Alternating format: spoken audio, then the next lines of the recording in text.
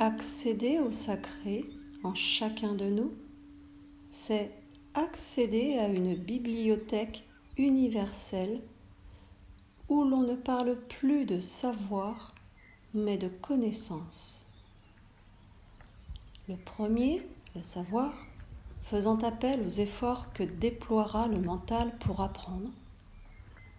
Et le second, la connaissance, au courage du cœur d'être vrai avec soi-même, ouvert, spontané, authentique. Car la vie sur Terre reste une école de la vie pour mieux comprendre l'univers.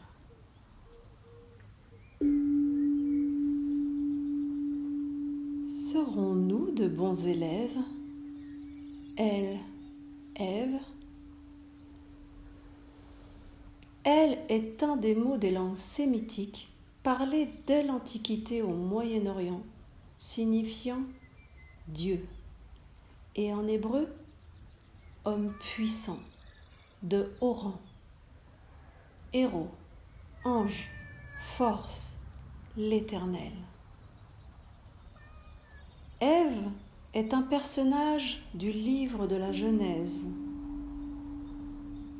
Dans ce texte, qui fonde la mythologie biblique et les croyances juives et chrétiennes, elle est la première femme mère de l'humanité.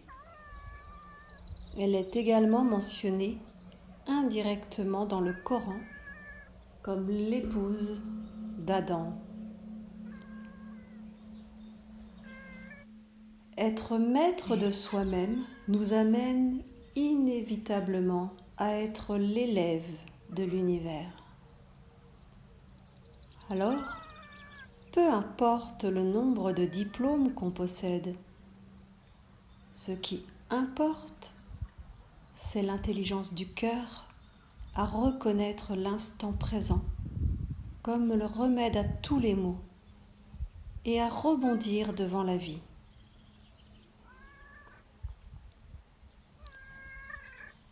Sentir l'unité dans son cœur, c'est réunir le passé et le futur comme parties intégrantes du présent.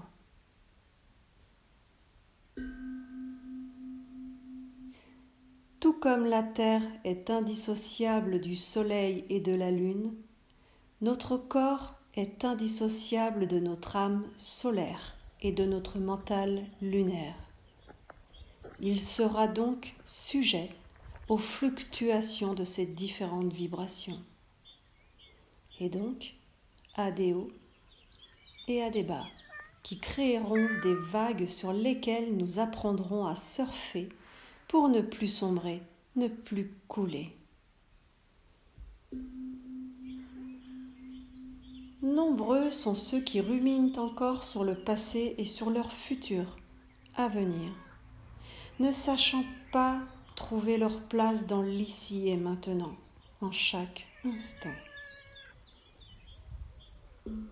Se sentant comme des culbutos, ils peinent à s'affranchir des liens karmiques et en oublient de se concentrer sur leur présent.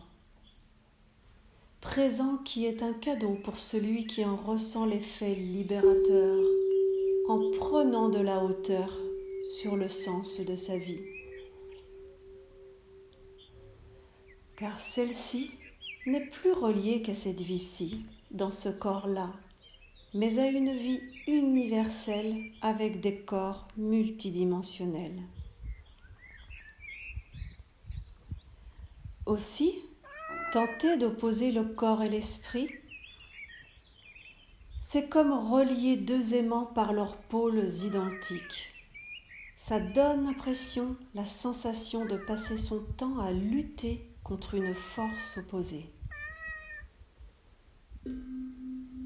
Alors que lâcher prise et accueillir cette polarité en nous amène à une sensation d'unité, de liberté, de retrouvailles divines et fusionnelles avec le sens de la vie. Avez-vous déjà joué avec des aimants qu'on appelle dipôles ? pôle Nord et pôle Sud. Lorsqu'on les met en présence, on s'aperçoit qu'ils s'attirent par leurs pôles différents et se reposent par leurs pôles de même type.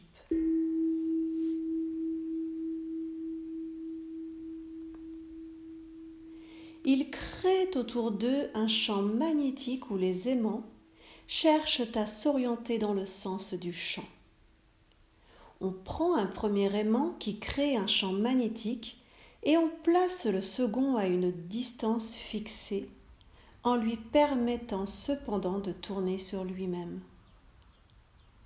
Il va s'orienter de telle manière que son pôle nord soit le plus près possible du pôle sud du premier aimant. C'est-à-dire, il va se mettre dans le sens du champ créé par le premier aimant. Serait-ce par cette force-ci que les Occidentaux se sentent attirés par la philosophie orientale?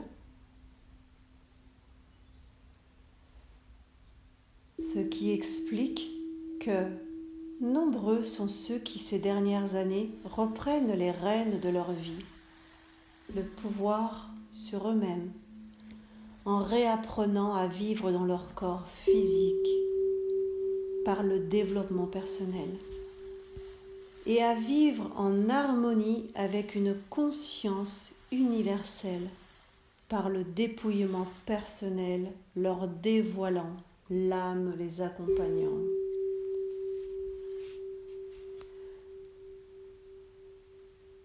Par la force de la nature, notre nature aimante nous amène, nous attire vers un pôle opposé, des peurs, une faiblesse, une vulnérabilité, un courage, une force qu'on apprendra à accueillir pour vivre en harmonie. Harmonie. En résumé, pour réunir le corps et l'esprit, rien ne sert de lutter contre ce qui vient à nous. Mais mieux vaut laisser l'énergie nécessaire se manifester à nous et lâcher prise pour l'intégrer, l'infuser dans chacune de nos cellules. Un timing de l'univers s'opère au plus juste pour chacun d'entre nous. Alors, rien à faire, mais juste à être.